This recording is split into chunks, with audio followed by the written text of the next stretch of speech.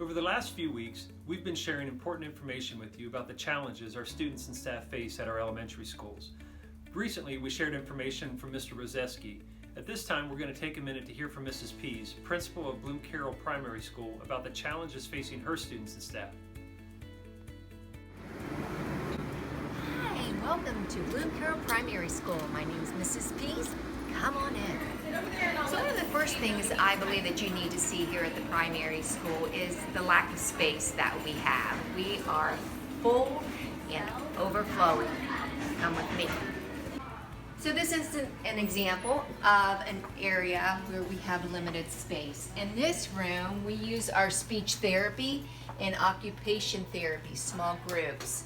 This curtain is what separates them from our staff bathroom. We have one bathroom for 30 staff members. So the curtain pulls back, and this is where they do their therapy sessions. So there is a lot of noise and disturbance when the students are trying to work on their learning with their speech and their occupation therapy. Next, I'm going to go down the hall and we will look at an intervention specialist classroom. This is one of our intervention specialist spaces. This was actually a storage closet that we had to turn into a learning classroom. So please notice like the exposed ceiling above, which does not help with the temperature in the classroom. Very happy that our teacher was creative in how she decorated the storage unit. Take you into the teacher workroom. This is where our copier is, our cutting board, all of the teacher mailboxes.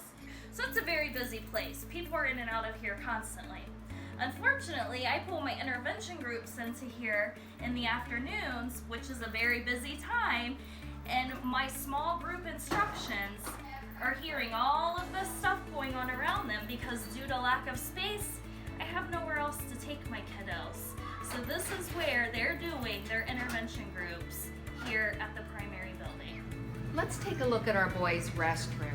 When you come in, you will see that we only have one stall and 2 urinals. So if we have long lines of students waiting to come in, and unfortunately we've even had situations where the line was way too long for our little ones. So this is a big concern for us, because when first graders are at lunch, second grade's out at recess, they're both trying to use this restroom with one stall and 2 urinals. So right across the hall, we do have what we call the first grade quad.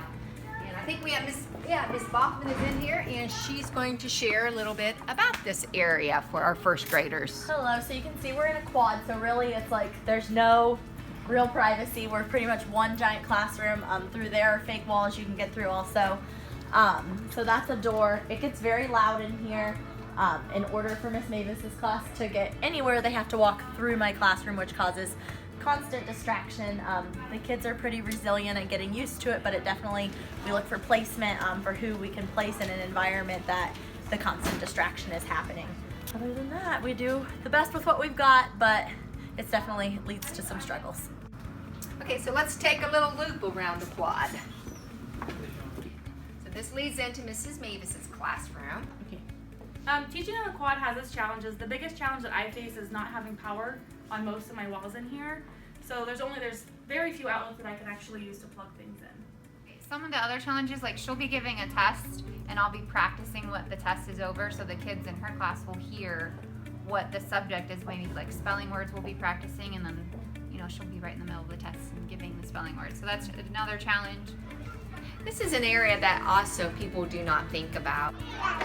It becomes very crowded when you have 150 to 160 students out here with really no green space or area to run. Let's go on out to the second grade modulars.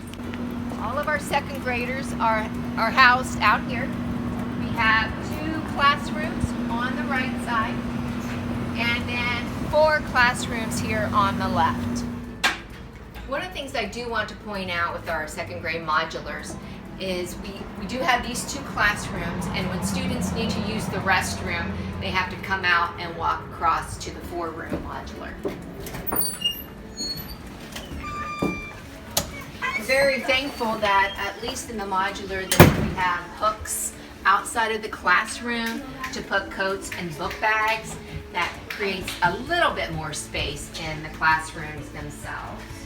We're going to come down and take a peek into Mrs. Graham's classroom. Mrs. Graham. Some of the challenges we have in this classroom are we have 28 students and very little space. It's hard for them to get around. I try to have them move to different sections of the room to do group work, and it's kind of tricky to separate them out to where they can work quietly with groups.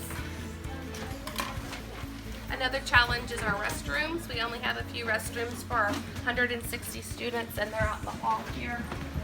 6 different classrooms share them. So we have our boys and girls. So a lot of times we lose a lot of instructional time with students waiting in line to use the restroom. So now you've seen our 2nd grade modulars. We're going to go out and look at the other modulars that house our specials, our regular intervention, preschool. So you do notice that our students are moving outside, not just 2nd grade though. It is all students, kindergarten, 1st, and 2nd. Because like I said, 3 out of our 5 specials are located outside the building.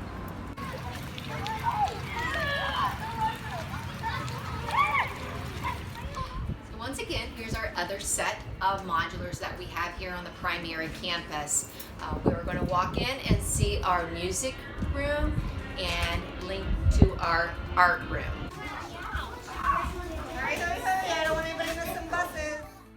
So the last modular that we will be looking at houses our special for technology. Unfortunately, with that modular, it does not have a restroom. So what happens is students wait at the ramp. We let them in to go to the restroom. They come back to the office. We buzz Mrs. Mann. We let her know that they're coming back. We walk them to the door and then watch them as they go up the ramp. So it's quite a process.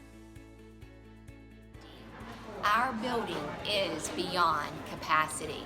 The classroom space is limited. Our young students are crowded close together, and developmentally, they need the space to learn and move as we lead them and prepare them for the future. Thank you.